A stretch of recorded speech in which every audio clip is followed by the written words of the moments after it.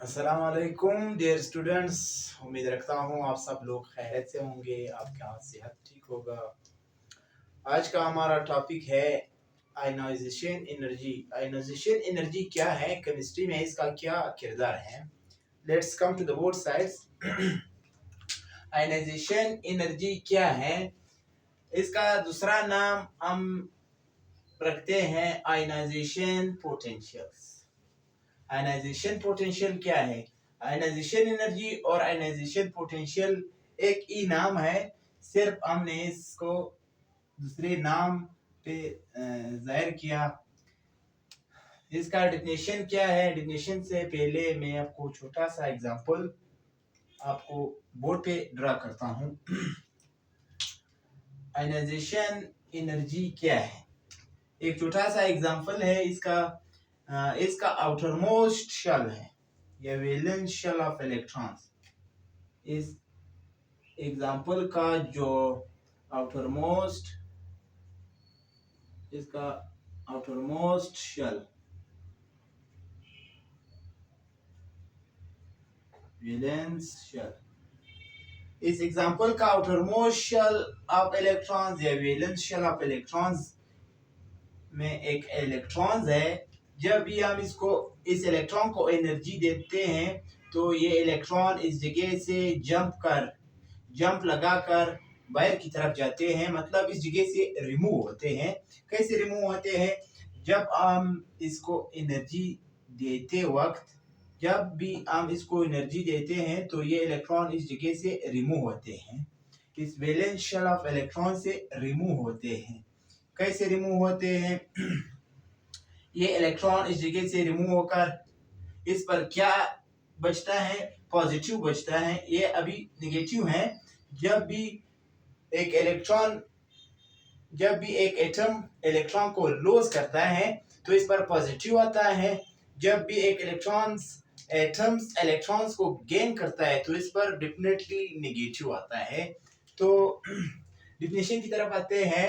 The minimum energy is required to remove the valence shell electron in gaseous states and form positive ions is known as ionization energy. क्या है कम से कम energy? हम जब भी एक valence shell of electrons यानी atoms की last electrons को हम एक कम से कम एनर्जी देते वक्त, तो इक्वेशन क्या है? The minimum energy is required to remove the valence shell electron in gaseous states and form positive ions as known as ionization energy. Ionization energy या ionization potential कहता है कि कम से कम एनर्जी जब भी हम एक एटम्स को देते हैं तो ये अपनी इलेक्ट्रॉन्स यानी वैलेंस शेल ऑफ इलेक्ट्रॉन्स इस कम से कम एनर्जी, छोटी सी एनर्जी की सूरत में या इसकी वजह से रिमूव होते हैं। तो इसको हम क्या कहते हैं? आयनाइजेशन एनर्जी या आयनाइजेशन पोटेंशियल्स। इसका एक छोटा सा पॉइंट है, कि ionisation energy of an elements can be find experimentally by joules या kilo joule per moles. Kilo joule per moles क्या है? अभी इसको नेक्स्ट टॉपिक में हम एक्सप्लेन करते हैं, डिटेल से एक्सप्लेन करते हैं। केमिस्ट्री में आयनाइजेशन एनर्जी के फेमस दो एग्जांपल हैं, सोडियम और मैग्नीशियम। सोडियम क्या है, मैग्नीशियम क्या है? सोडियम का ये एक शेल हमने रिमूव किया था, ये सोडियम का लास्ट शेल है। क्या है? लास्ट शेल है, यानी आउटर मोस्ट शेल है।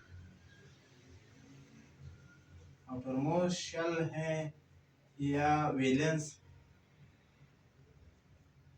शेल है। इसका आउटर मोस्ट वैलेंस शेल में एक इलेक्ट्रॉन्स पड़ा है।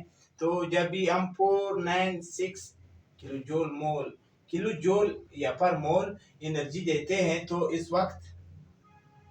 उस वक्त ये इलेक्ट्रॉन्स इस जगह से स्पीड के साथ रिमूव होकर बाहर जाते हैं। तो ये इलेक्ट्रॉन्स वैलेंस शेल से जाकर बाहर जाते हैं। तो ये इलेक्ट्रॉन्स, तो ये वैलेंस शेल में ये इलेक्ट्रॉन्स इस जगह से जल्दी रिमूव होकर बाहर जाते हैं। क्यों बाहर जाते हैं? क्योंकि हमने 496 किलो जूल एनर्जी इसको दे दिया, तो फिर ये बाहर चला गया। तो ये शेल, आउटरमोस्ट शेल, हम क्या करते हैं? इसको रिमूव करते हैं। क्यों रिमूव करते हैं? तो ये इलेक्ट्रॉन चला गया। फिर हम सेकेंड शेल को आते हैं। सेकेंड शेल, ये जब भी इसको एनर्जी मिला तो ये इलेक्ट्रॉन इस जगह से जंप लगाकर बाहर जाते हैं। ये इलेक्ट्रॉन्स इधर आते हैं और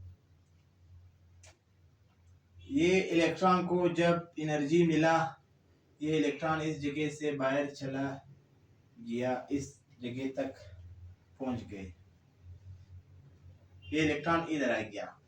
तो मेरे मकसद ये है कि आयनाइजेशन एनर्जी में 3 स्टेप थे। First ionization energy, second ionization energy, third ionization energy. वो क्या है? ये कुछ नहीं है, सिर्फ जब भी आउटरमोस्ट शेल या वैलेंस शेल ऑफ इलेक्ट्रॉन्स को एनर्जी मिला, 496 किलो जूल एनर्जी मिला, तो ये इलेक्ट्रॉन्स इस जगह से रिमूव होकर बाहर चला गया। तो इसको हम फर्स्ट आयनाइजेशन एनर्जी कहते हैं। सेकेंड आयनाइजेशन एनर्जी क्या है? वो भी इसी तरह है, जब इसको एनर्जी मिला, ये सेकेंड शेल से बाहर चला गया, second ionization energy. Third shell भी इसी तरह है। थर्ड शेल को third valence shell of electron को एनर्जी मिला, तो वो इस जगह से बाहर चला गया, तो इसको थर्ड आयनाइजेशन एनर्जी कहते हैं। इसकी रिएक्शंस क्या है? सोडियम गैस हालत में था, इसको जब भी हमने एनर्जी दिया तो सोडियम प्लस बन गया, प्लस 1 इलेक्ट्रॉन रिमूव होकर। तो हमने सोडियम गैसेस हालत में था। इसका रिएक्शन क्या है? सोडियम गैसेस हालत में था, गैस हालत में था। इसको जब भी हमने एनर्जी दिया तो ये सोडियम पर प्लस क्या गया, इस पर सोडियम ने एक लॉस किया, इसने गेन किया, तो इस पर प्लस आ गया, इस पर माइनस आ गया। और मैग्नीशियम का क्या किरदार है इसमें? मैग्नीशियम भी गैसेस हालत में था। First ionization energy, second ionization energy, third ionization energy, वो भी इसी तरह है। सिमिलरली मैग्नीशियम +1, मैग्नीशियम +2, मैग्नीशियम +3, जब भी हमने 737 किलो जूल एनर्जी इसको दिया तो ये +1 आयनाइजेशन एनर्जी बना। हमने इतने एनर्जी इसको दिया सेकेंड को, तो भी ये सेकेंड आयनाइजेशन एनर्जी बना। 7731 किलो जूल एनर्जी जब भी हम इस मैग्नीशियम को दिया तो ये थर्ड आयनाइजेशन एनर्जी बना। तो इसका ट्रेंड्स और फैक्टर इफेक्टिंग्स ऑन आयनाइजेशन एनर्जी ये क्या है, इसको नेक्स्ट बोर्ड पे हम डिस्कस करते हैं।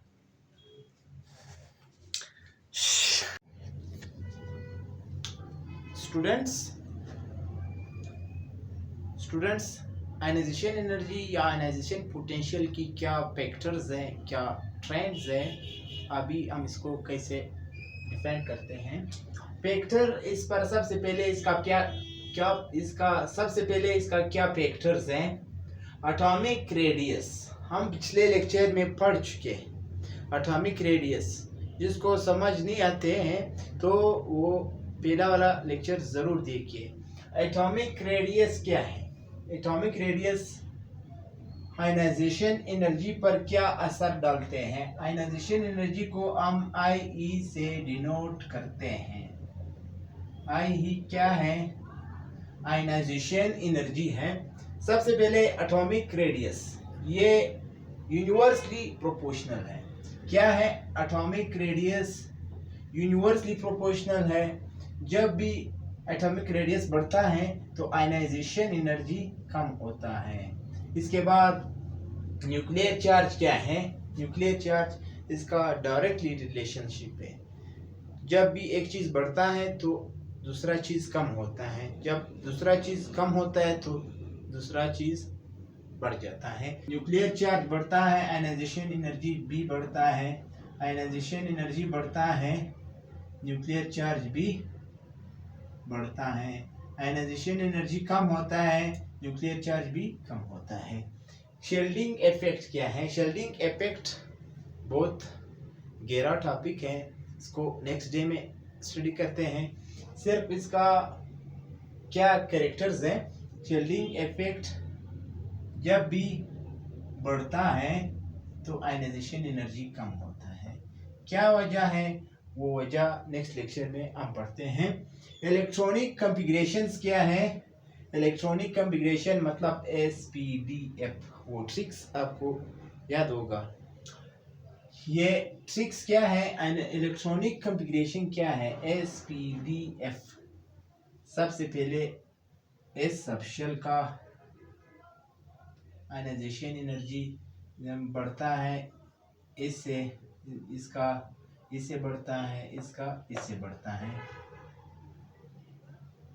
तो इसकी क्या ट्रेंड्स है? मतलब ग्रुप्स में क्या ट्रेंड्स है, पीरियड्स में क्या ट्रेंड्स है।